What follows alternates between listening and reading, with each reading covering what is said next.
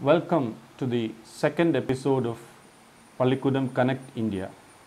Today, we are going to introduce a few guests whom we had met as part of our regular activities in the last few weeks. On the occasion of the 151st birth anniversary of Mahatma Gandhi, we had organized a special program titled Gandhism and its relevance in the 21st century India.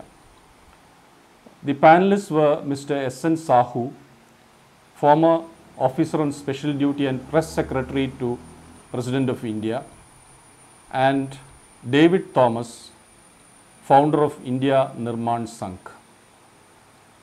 Mr. Sahu was fortunate to work with our former President K.R. Narayanan and also Mr. Manmohan Singh when he was the Prime Minister.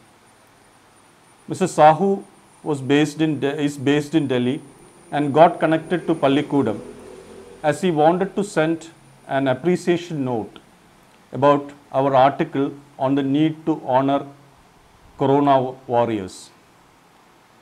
He had also written an article on the Indian Medical Association demand for honoring them as martyrs, which was inspired by the move taken by Mr. Naveen Patnaik, Chief Minister of Odisha. Mr. Sahu was pleased to write an article for us on 3 farm bills which were recently passed by the Parliament and which had created so much opposition among farmers and opposition parties in the country. So he likened it, the agitation, to the Champaran struggle of 1917 when Gandhiji actually launched his freedom struggle in the country. He also wrote an article, Gandhism in the Pandemic Times, which is featured in the October issue of our magazine.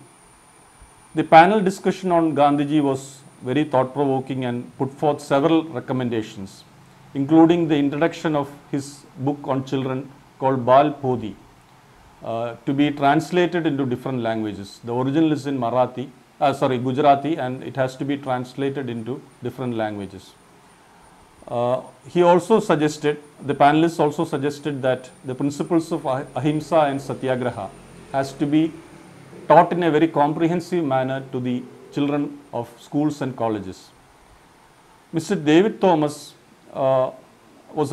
came to be associated with us through Mr. Sahu, and he works at the grassroots level in Kodaikanal on women empowerment, and he shared his views on how Gandhism has failed to take off in the country. Even when Gandhi was alive, many people hadn't really understood. So they just thought that he was working for the freedom of the country and they just followed him. And we now call him the father of the nation or Babuji, but that the ideal of Gandhism is yet to have that firm roots in the country. So he said that there should be a strong movement for that.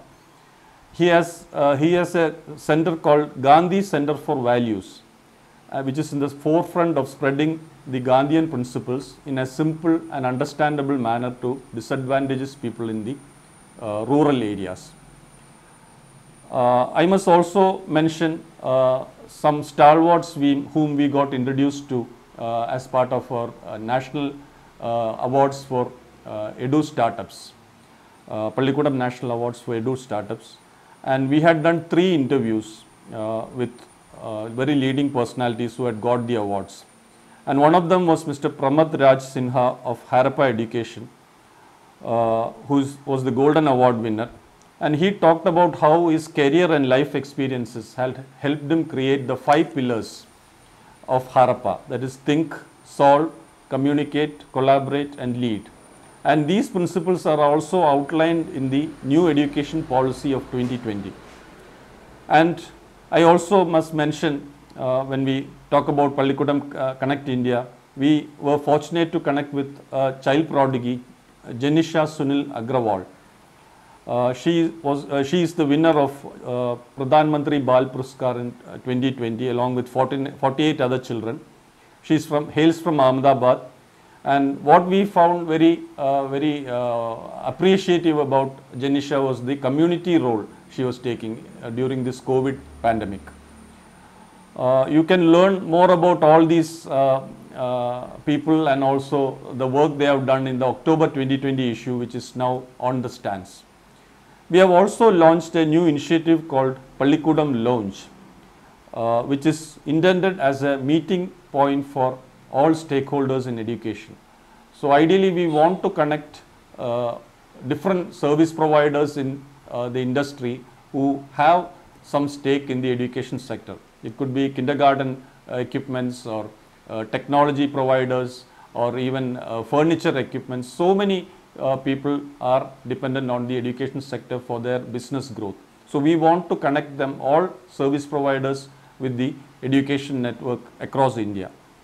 So I am sure that more service providers will join us and build a strong nationwide community to better connect with the important stakeholders. Let me once again thank all the stakeholders of education who have been with us with Pallikudam all these 8 years since we launched our journey. So until the next episode of Connect India, it's bye from the team Pallikudam. Thanks.